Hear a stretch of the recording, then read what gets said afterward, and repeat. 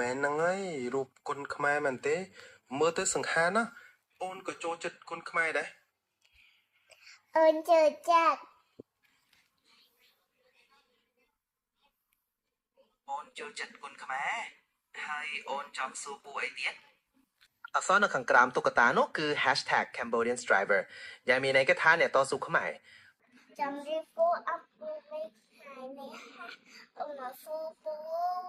ចាំមិនណាយអញ្ចឹងអសួរជូមជាមិនណាយរឿងអីពូចាំមិនណាយអានេះអីគេអូខេឥឡូវសាកសួរពូជាមិនណាយសិនអញ្ចឹង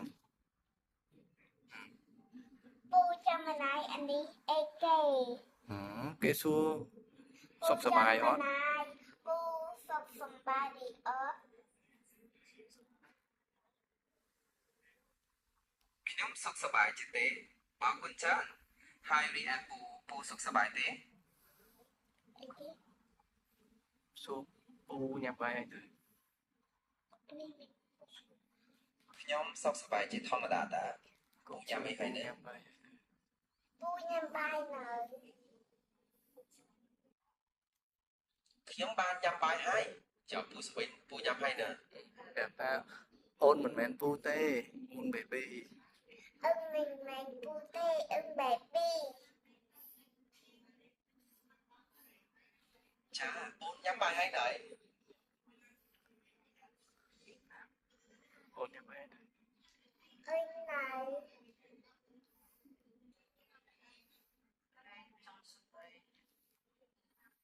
ស្មើគេទៀតឥឡូវពូទៅអីចាអូនញ៉ាំបាយហើយចង់សួរអីទៀតទេឥឡូវអឹងសុំសំណួរមួយពូអានេះអីគេ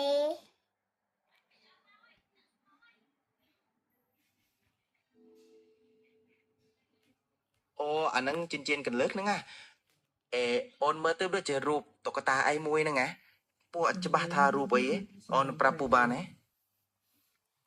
រូបអីគេឧណារីខ្មែរអូមែនហ្នឹងហើយរូបគុណខ្មែរមែនទេមើលទៅសង្ហាណាអូនក៏ចូលចិត្តគុណខ្មែរដែរ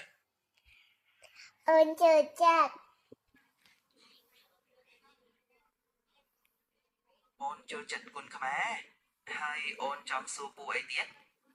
ពូក្នុងរូបមានអក្សរអីគេ ពូឃើញអក្សរ Strength is my weapon Pride is my nature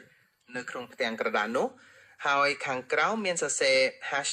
#CambodianStriver ទៀតអត់ដឹងថាអូនចង់មើលអក្សរមើលណាទេអង់គ្លេសបានន័យថាម៉េចបានពូអង់គ្លេសមានអីថាម៉េចអក្សរនឹងអក្សរអង់គ្លេសមានន័យថា fan គាំទ្រឬអ្នកចូលចិត្តអ្វីមួយដូចជាអូនចូលចិត្តគុណខ្មែរអញ្ចឹងគេហៅថា fan គុណខ្មែរអូនចង់មើលអក្សរមើលណាទៀតអក្សរ strange if my weapon អីហ្នឹងអក្សរនៅក្រោយតុកតាអក្សរនៅក្រោយតុក្កតា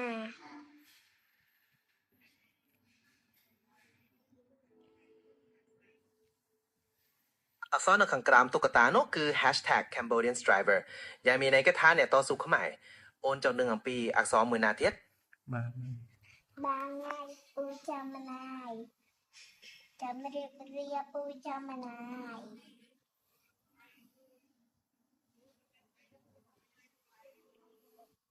បានតាពូរីករាយនឹងចូលរួមណា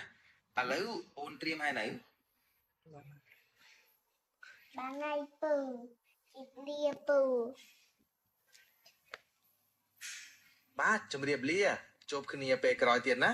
សូមអូនមានពេលវេលាប្រកបដោយភាពសប្បាយរីករាយបាយពូចាំមិនណាយឥឡូវអង្គពូចាំមិនណាយហើយចាំរៀប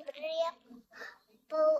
អពុំនិយាយតើជួបគ្នានៅវីដេអូក្រោយបាយ